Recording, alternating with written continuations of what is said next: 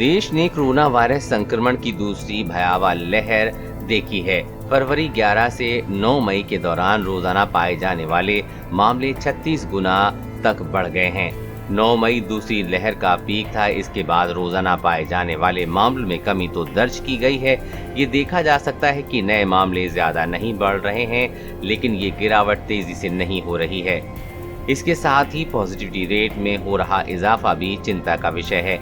9 मई को पीक पर पहुंचने के बाद भारत में कोविड के मामलों का ग्राफ नीचे गिरने लगा।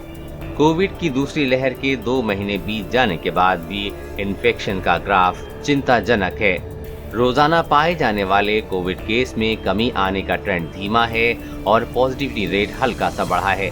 बीते कुछ दिनों से कोविड के नए मामलों में भी बढ़ोतरी दर्ज की जा रही है। हालांकि बिना 7 दिनों के औसत से बढ़ोतरी के अभी ये कहना जल्दबाजी होगी कि ये तीसरी लहर की शुरुआत है। अंग्रेजी अखबार हिंदुस्तान टाइम्स के अनुसार 24 जून को भारत में रोजाना पाए जाने वाले मामलों और एक्टिव केस का 7 दिन का औसत क्रमशः 53,123, 6,83,544 था। 2 हफ्ते बाद 7 जुलाई को ये संख्या 42,547, 4,86,415 थी, जो दूसरी लहर के चरम के बाद सबसे कम थी। इससे पता चलता है कि अभी हम दूसरी लहर के नीचे जाने के रास्ते में हैं। पॉजिटिविटी रेट ज्यादा है। बता दें कि पहली लहर के चरम के बाद रोजाना पाए जाने वाले मामलों का औसत 10,988 और कुल एक्टिव केस 1,38,837 था, जबकि दूसरी लहर में ये संख्या फिलहाल बहुत अधिक है। मौजूदा हालात को लेकर चिंता की बात ये है कि 1 महीने पहले संक्रमण के ग्राफ का स्वरूप बदल गया। नए मामलों का 7 दिन को औसत 2 जून को प्रतिदिन 6.7 की दर से घट रहा था, जबकि अब नए मामले बहुत धीमी दर से घट रहे हैं। नए मामलों में 7 दिनों की औसत कमी 7 जुलाई को 0.96% थी। इसी तरह एक्टिव मामलों में कमी की दर 9 जून को 5.23% थी, जो 7 जुलाई को घटकर 1.8% हो गई है। कोविड की दूसरी लहर के पीक के दौरान रोजाना की पॉजिटिव रेट का 7 दिन का औसत 9 मई को 22.76% के उच्च स्तर पर पहुंच गया।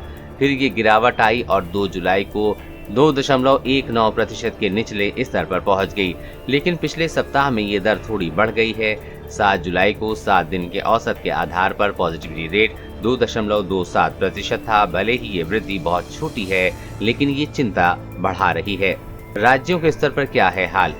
राज्य के स्तर पर ये बात करें तो ये छोटे उत्तर पूर्वी राज्यों और केरल में नए मामलों का 7 दिनों का औसत बढ़ रहा है। पिछले एक सप्ताह में 11 राज्यों और केंद्र शासित प्रदेशों में पॉजिटिविटी रेट बढ़ा है। 4 राज्य ऐसे हैं जहां 7 जुलाई को पॉजिटिविटी रेट का 7 दिनों का औसत 10% से अधिक था और अन्य 4 जहां पॉजिटिविटी रेट 5%, 10% थी। पॉजिटिविटी रेट्स में वृद्धि का मतलब है कि नए मामलों की संख्या में भी बढ़ोतरी होगी। हाउ इंडिया लिव्स के एक डेटा के अनुसार 707 जिलों में से 63 जिलों में 20 जून से 6 जुलाई के बीच 7 दिनों के औसत मामलों में वृद्धि हुई है। इनमें से 36 उत्तर पूर्वी राज्यों से हैं और बाकी 18 केरल, महाराष्ट्र और उड़ीसा से हैं। पिछले 2 सप्ताह में कुछ जिलों और दूसरे राज्यों में भी मामले बढ़े हैं। कोरोना वायरस और कोरोना वैक्सीन से जुड़ी हर अपडेट पाने के लिए चैनल को सब्सक्राइब करें।